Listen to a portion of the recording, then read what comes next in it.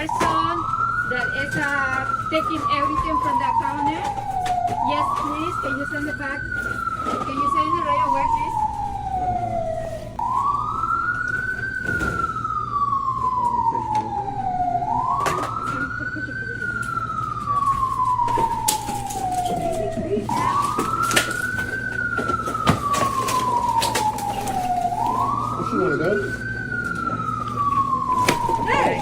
Just 5 minutes ago, central London descended into a scene no government briefing can sanitise. A major shopping complex, crowded with families, workers and tourists, was suddenly overwhelmed as a large group of migrants and activists forced their way inside, bypassing security and flooding the interior corridors. Witnesses described shutters coming down mid-transaction, parents dragging children through emergency exits, and staff barricading themselves inside stockrooms. Within moments, the atmosphere shifted from routine commerce to total disorder. This was not the random overflow of foot traffic. This was a surge with intent, timing, and coordination, unfolding at the busiest hour of the day.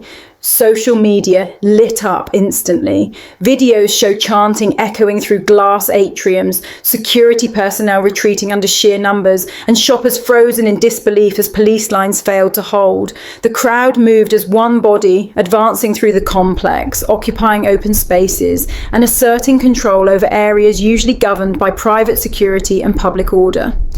Retailers estimate losses climbing by the minute as operations were forced to shut down without warning. What should have been a routine shopping day became a live experiment in what happens when enforcement hesitates and momentum belongs entirely to the crowd. This footage, these details, and these questions are already being softened elsewhere.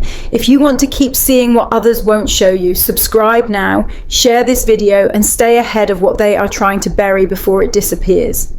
The official response has been cautious to the point of paralysis. Police sources claim they were instructed to avoid escalation, to prioritise safety, and to hold positions rather than clear the complex.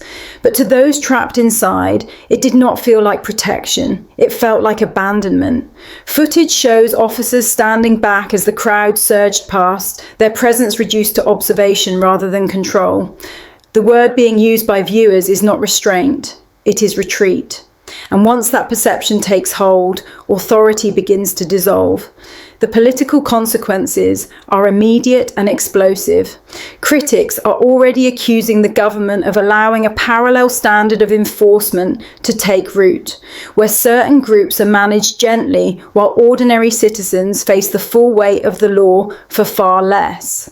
The phrase two-tier policing is policing is trending again, not as rhetoric, but as a lived experience captured on hundreds of phones. Ministers insist the situation is under review, but review does not restore order in the moment, and it does not answer the question now spreading across the country. Because this incident does not exist in isolation. It lands on top of months of pressure, record migration figures, strained public services, and a population that increasingly feels unheard. When a commercial heart of London can be effectively seized, even temporarily, the signal it sends is devastating. It tells business owners they are exposed. It tells families that public spaces are no longer neutral. And it tells every organised group watching closely that numbers, not laws, now decide who controls the ground. As police cordons struggle to stabilise the area and politicians scramble for statements, one reality is impossible to ignore. The line between protest and occupation has blurred, and the state hesitated at the worst possible moment. If this can happen here, in one of the most monitored districts in the country, what does that say about the rest of Britain tonight? As the initial shock rippled outward, a darker realisation began to settle in. This was not a spontaneous overflow driven by emotion or coincidence. Patterns emerged quickly. The same chants repeated in different wings of the complex. The same formations appeared at entrances and escalators. Individuals positioned themselves as lookouts while others moved deeper into the building, claiming space with confidence that suggested rehearsal, not improvisation. This was a demonstration of logistics, not outrage, and it exposed how vulnerable Britain's most ordinary spaces have quietly become. By the time the wider public grasped what was unfolding, the damage was already embedded. Businesses across the complex reported forced closures, staff trapped for hours, and customers unable to retrieve vehicles from sealed parking levels. Emergency announcements echoed through emptying corridors, urging calm while providing no clear exit strategy. For many watching from outside, the most chilling element was not the noise or the numbers, but the absence of intervention. Authority was present, visible, and equipped, yet functionally inert. Control had been surrendered not with a declaration, but with silence. Online reaction escalated faster than the incident itself. Clips reached millions within minutes, framed not as breaking news, but as proof. Proof, many argued, that the social contract is no longer evenly enforced. Comment sections flooded with the same question repeated in different forms. Why was this allowed to continue? Why were officers instructed to observe rather than act? And why does restraint always seem to apply in one direction only? Each unanswered question added fuel to a growing sense that the rules have quietly changed without public consent. Government sources attempted to calm the narrative, emphasizing safety, de-escalation, and the avoidance of casualties. But for a population already stretched thin, those words rang hollow. Safety did not feel preserved for the shop worker locked inside a storage room. De-escalation did not comfort parents shielding children from chanting crowds. And casualty avoidance offered little reassurance to business owners watching their livelihoods evaporate in real time. The strategy may have been defensible on paper, but on the ground it translated into something far more corrosive: loss of confidence. This loss did not stay contained within the walls of the shopping centre. It spread outward into surrounding streets, online forums, and living rooms across the country. Demonstrations began to form elsewhere, not coordinated but reactive. British flags appeared in response, not as celebration but as defiance. The divide sharpened rapidly, with each side pointing to the same footage and drawing opposite conclusions. One saw justified expression, the other saw a state unwilling to defend its own order. Between those interpretations sat a government running out of time. What makes this moment uniquely dangerous is not the scale of the incident, but the precedent it sets. When enforcement pauses under pressure, pressure becomes the strategy. When occupation goes unchallenged, repetition becomes inevitable. Every group watching learns the same lesson. Numbers matter more than law. Visibility outweighs legality, and hesitation can be exploited. That lesson does not disappear when the doors reopen. It lingers, waiting for the next test. And as night approaches, with tensions rising and responses still unclear, the question hardening in the public mind is no longer about what just happened. It is about what comes next when the crowd realizes the state blinked first. As the hours dragged on, the consequences began stacking faster than officials could contain the narrative. What started as a single takeover metastasized into a national reckoning. Police resources were stretched thin, not because of lack of manpower, but because of indecision at the top. Internal briefings emphasized optics over authority, containment over clearance, and delay over resolution.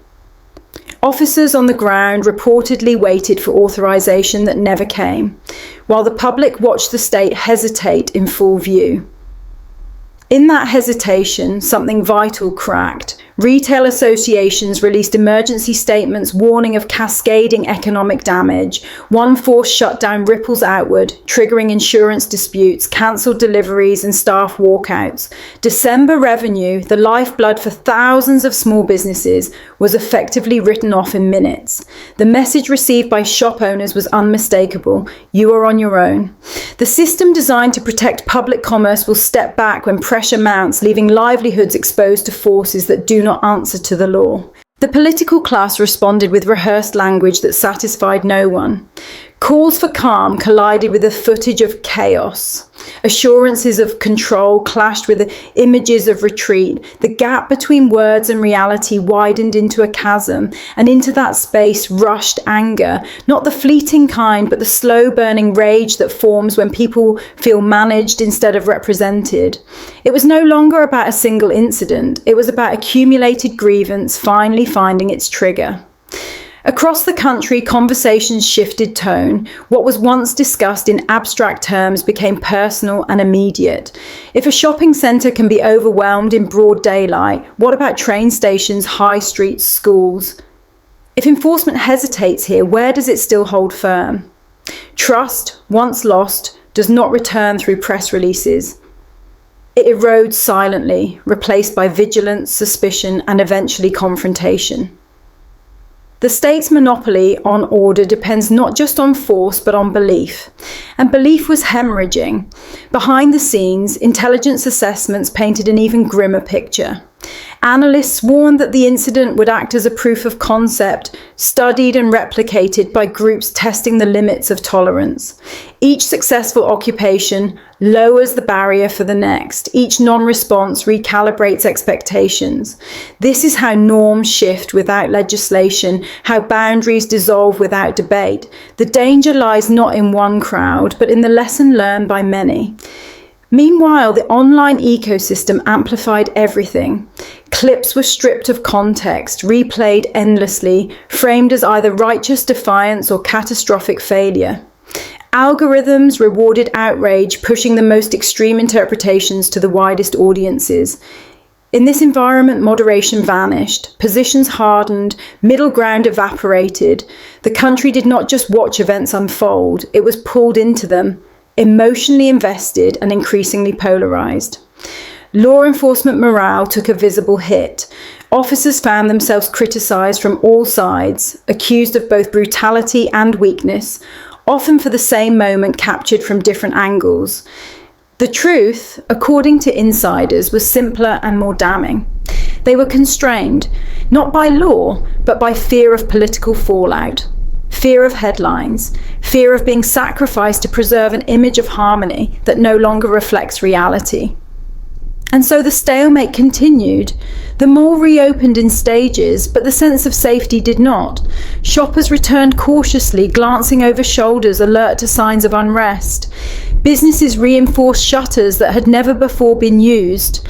Security presence increased, but confidence did not. Everyone understood that what had been broken was not glass or inventory, but the assumption that public order is guaranteed.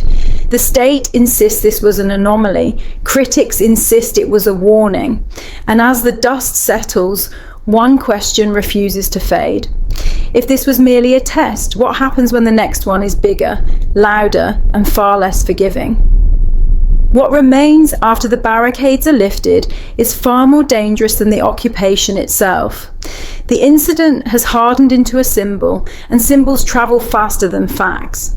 In households across Britain, the same conclusion is forming independently. The state did not lose control because it was overpowered. It stepped back because it calculated that enforcement carried a higher political cost than surrender. That calculation, once exposed, changes everything. It tells every organised faction exactly how to apply pressure, and it tells ordinary citizens that compliance is no longer rewarded with protection. The most unsettling development is the normalisation of it all. What shocked the nation hours ago is already being reframed as manageable, contextual and expected.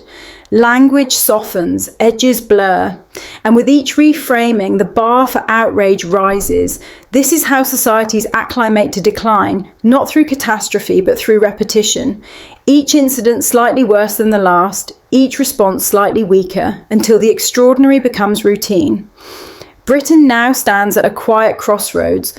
One path leads to reassertion, clarity and equal enforcement regardless of pressure. The other leads to managed retreat, where authority is negotiated in public spaces and order becomes conditional.